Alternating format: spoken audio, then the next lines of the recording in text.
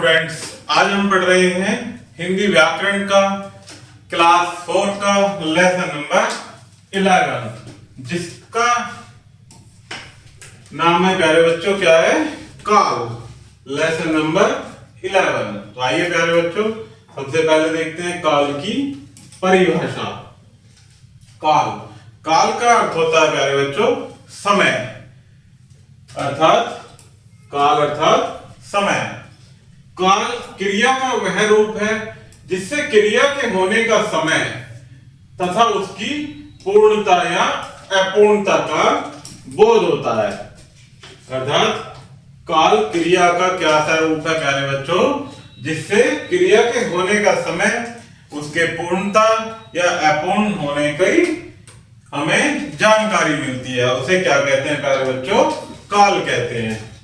आइए देखते हैं आगे कि निम्नलिखित वाक्यों को ध्यानपूर्वक पढ़िए। मोर नाच रहा है, हिरण भाग रहा है। मोर नाच रहा था, हिरण भाग रहा था। मोर नाचेगा, हिरण भागेगा। अर्थात इन वाक्यों के अंत में है वर्तमान समय का बोध होता है, था से बीते समय का, और नाचेगा से और भागेगा से आने वाले समय का बोध होता है। तो ये क्या है प्यारे बच्चों?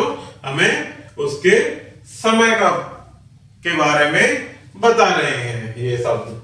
आगे देखते हैं काल के भेद। काल के 3 भेद होते हैं। काल के 3 भेद होते हैं। पहला होता है वर्तमान काल, जैसे मैं जाता हूं, तुम जाते हो, वह जाता है, मैं जाती हूं आदि। ये कैसे शब्द हैं? वर्तमान काल के। इसी प्रकार से मैं जा रहा हूं, तुम जा रहे हो, वह जा रहा है। कब हो रहा है वो कार्य? अभी वर्तमान में हो रहा है। तो वह कैसा काल है प्यारे बच्चों? वर्तमान काल। इसी प्रकार से वह शायद जाता हो, वह शायद जा रहा हो। इन वाक्यों में आए क्रियापदों से कार्य के इसी वक्त अर्थात वर्तमान काल में होने का पता चलता है।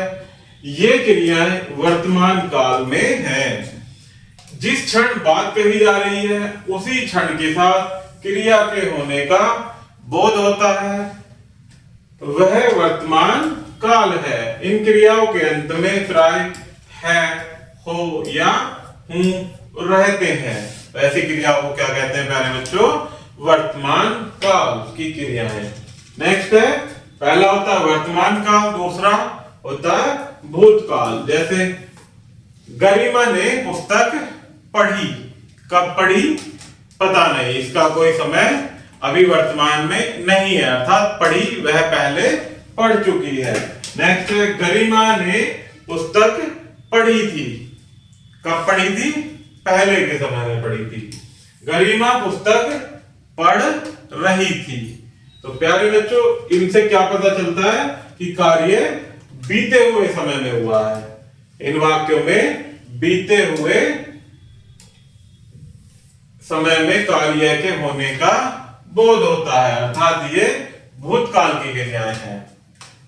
बात जिस क्षण कही जा रही है उससे पहले अथवा बीते हुए समय में क्रिया के होने का बोध होता है, तो उसे क्या कहते हैं?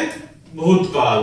इसमें क्रिया के अंत में था, थे, थी, थी आदि शब्द लगते हैं, जो कि भूतकाल की पहचान कराते हैं। नेक्स्ट है प्यारे बच्चों भविष्य काल।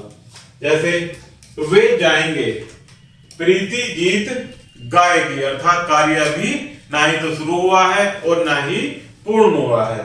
वह शायद चला जाए, अर्थात अभी नहीं गया है।